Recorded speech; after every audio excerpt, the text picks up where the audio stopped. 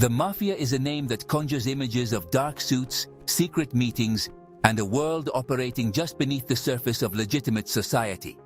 It is a criminal organization, but to call it just that is to miss its complexity. It is also a brotherhood, a parallel state, and a business enterprise all rolled into one. The Mafia, known to its members as Cosa Nostra, or Our Thing, is a secret society with deep historical roots. Its origins are not in the bustling cities of America, as many might believe from popular films, but in the sun-drenched, rugged landscape of Sicily, an island in the Mediterranean Sea. There, in the 19th century, a unique set of social and political conditions allowed this powerful and clandestine organization to take root and flourish. This essay will peel back the layers of myth and misinformation to reveal the inner workings of this infamous criminal syndicate. We will travel back in time to its birthplace in Sicily to understand why it emerged and how it grew from a collection of local gangs into a formidable power. We will dissect its rigid structure, exploring the roles and responsibilities that define a mafia family and allow it to function with ruthless efficiency. The codes of conduct that bind its members together, particularly the sacred vow of silence, will be examined to show how loyalty is enforced and betrayal is punished. Understanding the Mafia is not just about looking at history. It is about comprehending a form of organized crime that has adapted and survived for over a century. The story of the Mafia is also the story of its expansion beyond the shores of Sicily. We will trace its journey across the Atlantic, where it established a powerful presence in the United States, and its subsequent spread across the globe. This global network did not operate in a vacuum. It formed alliances and rivalries with other criminal organizations, creating a complex web of international crime. Furthermore, the public's perception of the Mafia has been profoundly shaped by its portrayal in movies and television shows. This has often romanticized a brutal reality, creating a cultural icon that is both fascinating and dangerously misleading. We will look at how this portrayal has influenced our understanding of the secret world. Ultimately, exploring the history and mechanics of the Mafia is crucial for understanding the broader landscape of organized crime today. The methods it pioneered, from protection rackets to sophisticated money laundering schemes, have become a blueprint for criminal enterprises worldwide. Its ability to exploit social instability, corrupt institutions, and adapt to changing economic conditions offers timeless lessons about the persistence of crime and the challenges faced by law enforcement. By delving into the secrets of Cosa Nostra, we gain a clearer picture of the enduring threat that organized crime poses to civil society, legal economies, and the rule of law itself, a shadow that continues to stretch into the 21st century. The Mafia was not born in a boardroom or a smoky backroom. It grew organically from the soil of 19th century Sicily. After the unification of Italy in 1861, the new Italian state struggled to impose its authority on the island. The government was distant, weak, and viewed with suspicion by the local population. In this power vacuum, ordinary Sicilians could not rely on the police or the courts for justice or protection. If a farmer's lemon grove was robbed or his cattle was stolen, the state offered little recourse. This absence of effective law and order created a desperate need for an alternative source of authority, one that was local, immediate, and understood the customs of the land. Into this void stepped groups of men who offered protection. Initially, these were estate managers, known as gabelotti, who leased large agricultural estates from absentee, aristocratic landlords. They hired toughs, or campieri, to guard the properties, collect rents, and mediate disputes. These groups quickly realized that they could offer their services for a price to others. They became private arbitrators and enforcers, resolving conflicts and punishing transgressions outside the official legal system. They were more effective and faster than the state, and they built a reputation for delivering a rough but reliable form of justice. This system of private protection and mediation was the fertile ground from which the Mafia, or Cosa Nostra, would sprout. Over time, these loose networks of protectors began to organize themselves more formally. They developed rituals, secret codes, and a shared identity. They were not just providing a service, they were building a brotherhood, a parallel power structure that challenged the authority of the state. They called themselves men of honor, uomini d'onore, and saw themselves as a necessary force for order in a chaotic world. Their power grew as they infiltrated local economies, controlling markets for citrus fruits, sulfur, and other key commodities. They intimidated rivals, rigged elections for friendly politicians, and ensured that their version of the law was the one that truly mattered in the towns and villages of Western Sicily. The name Mafia itself emerged during this period, though its exact origins are debated. It came to describe this unique phenomenon of organized criminality that was deeply embedded in Sicilian culture. It was not simply a gang of thugs.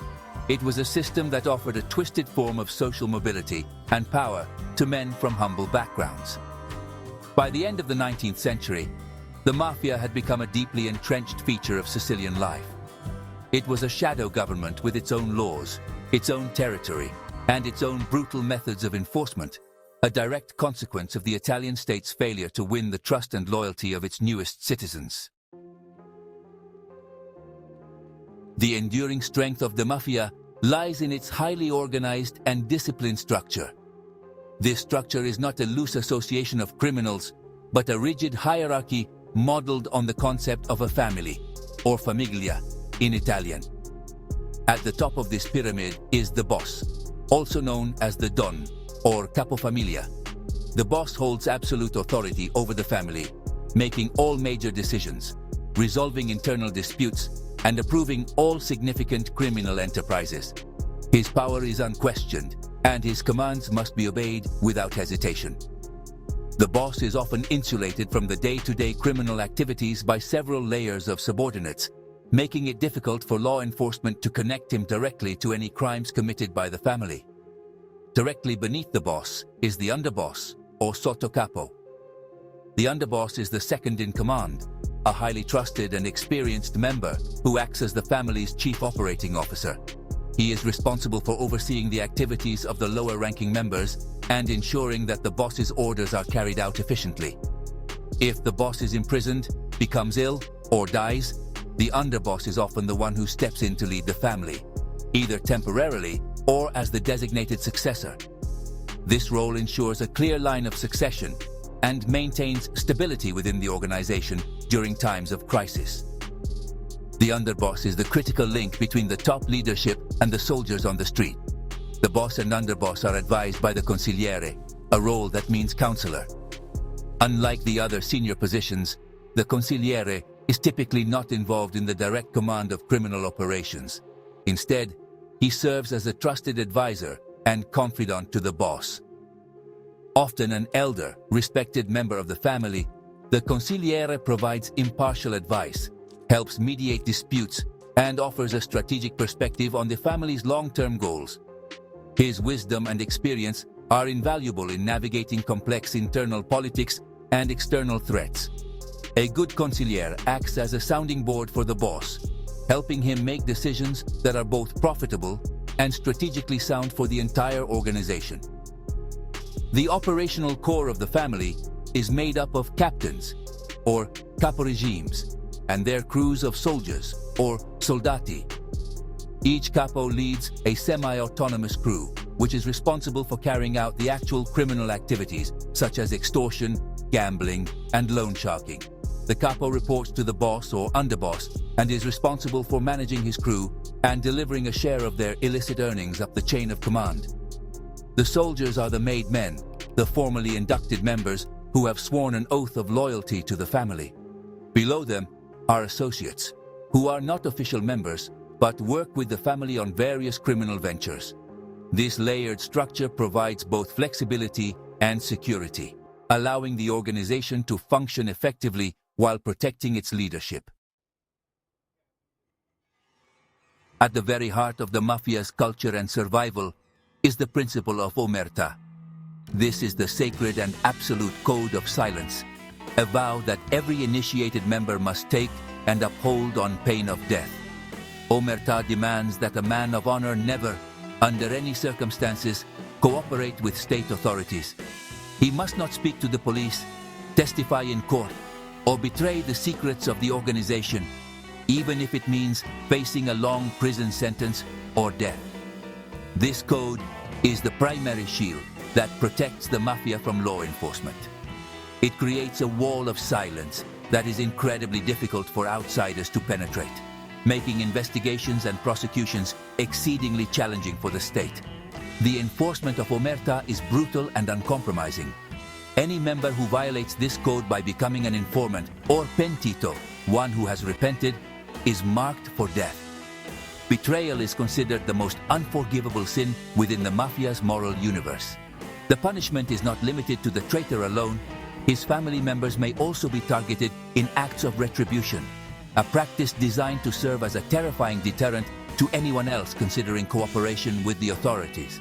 This culture of fear ensures that loyalty is maintained not just through a sense of brotherhood, but through the constant looming threat of violent reprisal. The message is clear. The state's prison is temporary, but the Mafia's justice is final. Beyond the simple refusal to speak to police, Omerta represents a complete rejection of the state's legitimacy. It is a fundamental part of the Mafia's identity as a parallel society with its own laws and moral code. For a man of honor, turning to the state for help or justice is a sign of weakness and a betrayal of the brotherhood. Disputes, insults, and injuries are to be handled internally, according to the Mafia's own traditions of vengeance and mediation. This self-contained system reinforces the organization's power and autonomy, making it a world unto itself, entirely separate from and hostile to the official world of government and law. The oath of loyalty is formalized in a secret initiation ceremony, where a prospective member becomes a made man. This ritual solidifies his commitment to the family and to the code of Omerta. The ceremony often involves blood, a symbol of the new family bond that is now considered more important than one's own biological family. The recruit typically holds a burning image of a saint while swearing that his flesh will burn like the image if he ever betrays the organization. This powerful, symbolic act binds the new member to a lifetime of secrecy and obedience, cementing the code of silence as the foundational pillar upon which the entire criminal enterprise rests. The Mafia is, at its core, a criminal business, and its primary objective is to generate profit through a wide range of illegal activities. One of its oldest and most fundamental rackets is extortion, commonly known as protection. This involves Mafia soldiers approaching business owners and demanding a regular payment, or in exchange for protecting the business from crime. The irony, of course, is that the primary threat to the business is the Mafia itself. Refusal to pay can result in vandalism, arson, or violence against the owner. This racket not only provides a steady stream of income, but also establishes the Mafia's dominance and control over a specific territory, making them the de facto power in the area. Another cornerstone of the Mafia's criminal portfolio is its involvement in illegal gambling, loan sharking, and labor racketeering. The organization has historically run clandestine betting operations on sports and other events, generating massive untaxed profits. Closely linked to this is loan sharking, where individuals who cannot get loans from legitimate banks can borrow money from the Mafia at exorbitant interest rates. Failure to repay the loan on time results in threats and violence. Furthermore, the Mafia has a long history of infiltrating labor unions, using intimidation to control union leadership, embezzle from pension funds, and dictate terms on construction sites and in other industries, a practice known as labor racketeering. As global markets evolved, so did the Mafia's business interests. Beginning in the latter half of the 20th century, drug trafficking became an incredibly lucrative enterprise for many Mafia families. They used their established international networks and their expertise in smuggling and distribution to become major players in the global narcotics trade, particularly in heroin and cocaine. The immense profits from drug trafficking dwarfed the earnings from their more traditional rackets.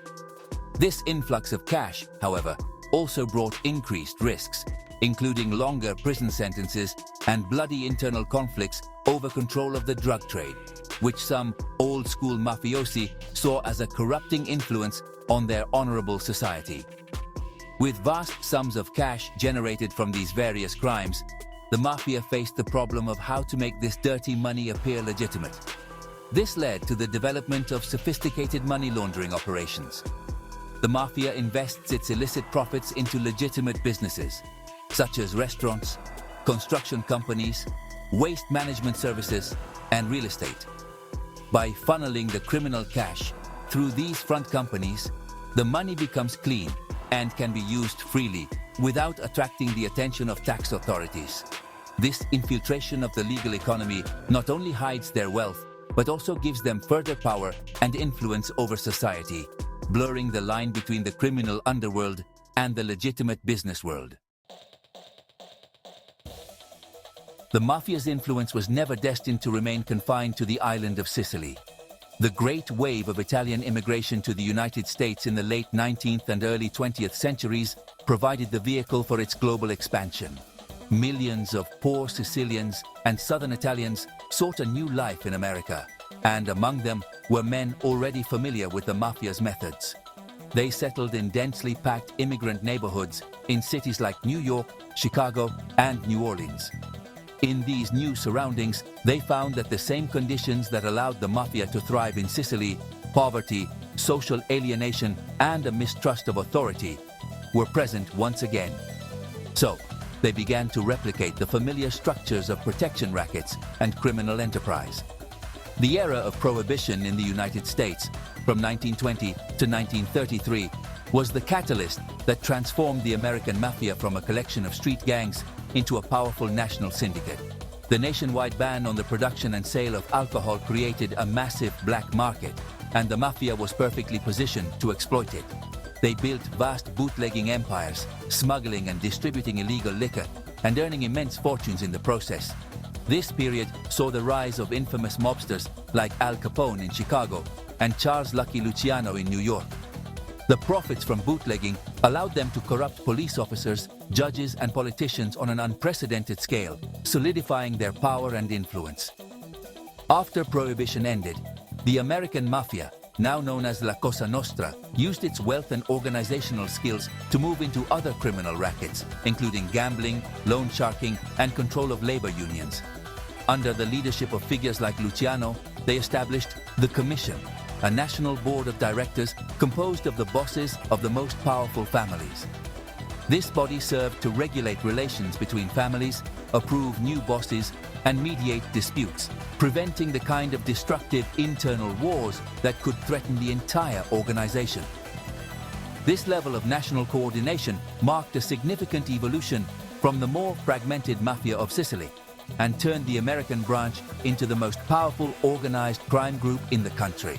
The Mafia's expansion was not limited to the United States. Sicilian and American mafiosi established criminal outposts and partnerships across the globe. They built connections in Canada, South America, and across Europe, collaborating with local criminal groups to facilitate international drug trafficking, arms dealing, and money laundering schemes. For example, the famous Pizza Connection of the 1970s and 80s was a massive heroin trafficking ring that involved Sicilian mafiosi using pizzeria fronts in the United States to distribute drugs and launder money. This demonstrated the Mafia's ability to operate as a truly transnational criminal enterprise, adapting its strategies to a globalized world and forging alliances that spanned continents. No discussion of the Mafia is complete without acknowledging the immense impact of popular culture, particularly cinema and television, on the public's perception of it. For decades, Hollywood has been fascinated with the world of the mob, producing a steady stream of films and shows that have defined how we imagine the life of a mafioso. The most influential of these is undoubtedly Francis Ford Coppola's 1972 masterpiece, The Godfather. The film portrayed the Corleone family with a depth and complexity that was honestly pretty revolutionary. It presented the Mafia not just as a gang of ruthless killers, but as a tragic dynasty bound by codes of honor, loyalty, and family, operating in a world that was both brutal and strangely alluring. The Godfather and its sequels created a powerful and enduring mythology. They romanticized the figure of the Don, portraying him as a powerful, patriarchal figure who commanded respect and operated with a certain old-world dignity. The film's iconic lines, elegant style, and focus on family rituals created a template that countless other productions would follow. This portrayal often downplayed the grimy, vicious reality of mafia life, the extortion of small business owners, the destruction of communities through drugs, and the senseless violence. Instead, it framed the mafia's actions as a rational response to a corrupt world, a narrative that made these criminals seem almost sympathetic or even heroic. This romanticized image was further solidified by other popular works, such as Martin Scorsese's Goodfellas and the long-running HBO series The Sopranos. While Goodfellas offered a more frantic and less glamorous look at the day-to-day life of mob soldiers, it still captivated audiences with its energy and style. The Sopranos took the concept to a new level by humanizing its mob boss protagonist, Tony Soprano, showing him struggling with panic attacks, family problems, and suburban ennui. By placing a complex, psychologically rich character at the center of the story, the show made it easy for audiences to identify with the man who was, by any objective measure, a sociopathic criminal. This cultural fascination has had a complex effect. On one hand, it has generated immense public interest in the history of organized crime and has even influenced the language we use, popularizing terms like Don, Consigliere, and Omerta. On the other hand, it has created a dangerous distortion of reality. The cinematic mafioso is often charming, intelligent, and living by a code, however twisted. This is a far cry from the often brutal, greedy, and unglamorous reality of organized crime. This Hollywood version can obscure the real harm the mafia inflicts on society, turning a destructive social parasite into a compelling and almost respectable anti-hero, a myth that is far more attractive than the truth. Even though the mafia's power may have peaked in the 20th century, its legacy endures and its study remains vitally important. Understanding the mafia is not merely a historical exercise, it provides a crucial framework for comprehending the nature of organized crime in the modern world. The strategies and structures pioneered by Cosa Nostra, its hierarchical organization, its use of codes of silence, its infiltration of legitimate businesses, and its corruption of public officials, have become a blueprint for criminal syndicates across the globe. From Eastern European gangs to Mexican drug cartels, many modern criminal groups have adopted and adapted the mafia's successful business model for their own illicit enterprises. The fight against the mafia has also driven significant developments in law enforcement tactics and legislation. In the United States, the decades-long battle against La Cosa Nostra led to the creation of powerful legal tools, most notably the Racketeer-Influenced and Corrupt Organizations, or RICO, Act of 1970. The RICO Act allowed prosecutors to target the entire criminal enterprise, not just individual criminals committing specific crimes. This made it possible to prosecute the bosses and high-level members for the actions of their subordinates, a critical breakthrough that helped dismantle many powerful families. The lessons learned in fighting the mafia are now applied in the battle against other forms of organized and white-collar crime. Furthermore, the mafia's deep infiltration into the economy and politics of regions like southern Italy serves as a stark warning about the corrosive effects of organized crime on society. Where the mafia is strong, legitimate economic development is stifled, democratic institutions are weakened, and a culture of fear and cynicism prevails. It diverts public funds, distorts free markets, and denies opportunities to honest citizens. Studying this impact helps us understand the profound social and economic costs of allowing organized crime to take root. It highlights the importance of strong governance, the rule of law, and a vigilant civil society in resisting the spread of such criminal influence. Finally, the mafia has not disappeared. It has adapted. In Italy, groups like the Sicilian Cosa Nostra and the Calabrian 'Ndrangheta remain powerful, particularly in international drug trafficking and money laundering. They have become more sophisticated, operating more like clandestine multinational corporations than old-fashioned street gangs. They invest in global financial markets and exploit new technologies to further their criminal ambitions. While the fedora-wearing mobster of popular imagination may be a thing of the past, the threat posed by his modern successor is very real. Understanding the Mafia's history, its structure, and its ability to evolve is therefore essential for confronting the challenges of organized crime in the 21st century. The journey into the world of the Mafia reveals a complex and resilient form of organized crime, born from the unique social conditions of 19th century Sicily. It began as a response to a weak state, offering a perverse form of justice and protection that quickly evolved into a system of predatory extortion. What started as a local phenomenon grew into a formidable brotherhood, bound by a rigid hierarchy and the unbreakable code of omertà.